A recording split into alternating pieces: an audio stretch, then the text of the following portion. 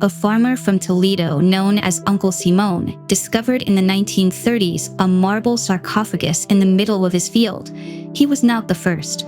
For decades, the neighbors of Arisgotas had been finding friezes, columns, and sculptures decorated with motifs that looked Byzantine or Persian. What no one imagined was that beneath their land lay hidden one of the most important Visigoth sites in the Iberian Peninsula, a palace of the Toledo high nobility from the 6th and 7th centuries that became a pantheon of the fideles regis, so saturated with tombs that you could no longer walk through its interior.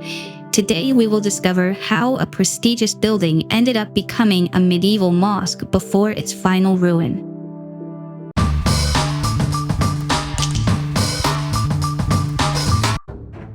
Los Hitos site is a Visigoth monumental complex essential for understanding the architectures of power around the ancient capital, Toledo.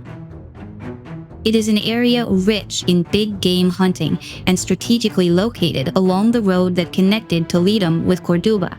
The construction of this building here was tied to the consolidation of Toledo as the royal seat and the rise of the Palatine aristocracy around the capital. Its name derives from the continuous discoveries of sculptural remains by local farmers. After the discovery of a marble sarcophagus at the center of the main building, the government allocated a small budget to exhume the remains. However, it was not until 1975 that systematic excavations began. In this first research phase, the building was interpreted as a church with a transept intended for funerary purposes. Recent research suggests it was not originally a church, given the absence of liturgical furnishings and its unusual floor plan. It is now considered a palladium or prestige pavilion for the Toledo high nobility, with a private church that was later repurposed as a pantheon for the privileged. After a temporary occupation of the area in the 6th century, construction of the building began toward the end of that same century. The complex was later expanded and monumentalized with a walled perimeter with towers dated to the 7th century. It has a tripartite floor plan with a central space wider than the lateral ones, built in rubble and ashlar masonry. A central well was built to draw water from a powerful water table, ensuring supply even during droughts. On the exterior, the use of buttresses stands out, a technique to gain wall height and allow the vaulting of a possible upper floor. In another phase of the same century, structures of a productive and residential character were added, such as grain stores and housing for non-privileged staff, consolidating the settlement as a center of agricultural and livestock production. The building did not suffer a sudden abandonment, but rather a radical transformation of its original purpose, driven by the need of the elites loyal to the king to have prestigious burial spaces close to their residences and the capital. The use as a cemetery became so intensive that the arrangement of the graves prevented movement through the central hall, confirming that the building no longer functioned as a reception space or noble pavilion.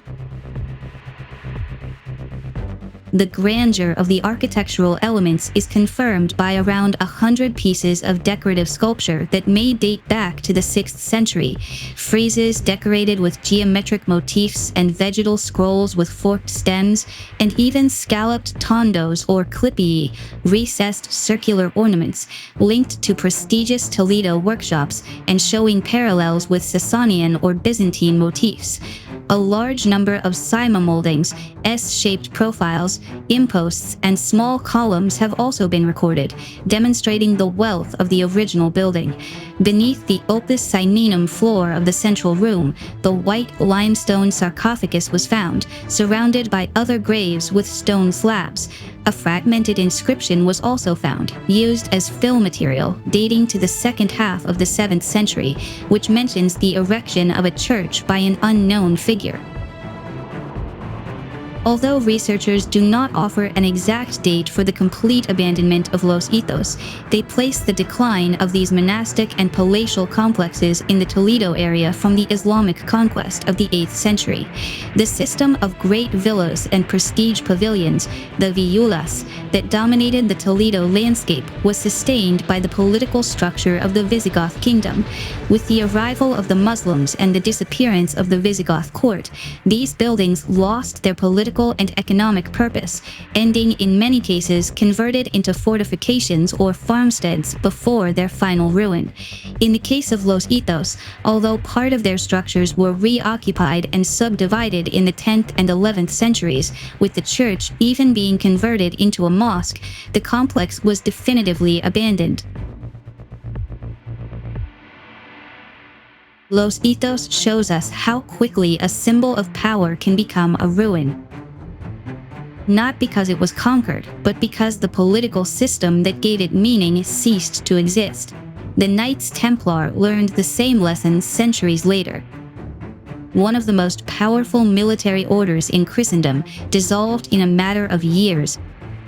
Not on the battlefield, but in a courtroom, under torture by a king who needed their money and a pope who could not say no. That video is already on the channel.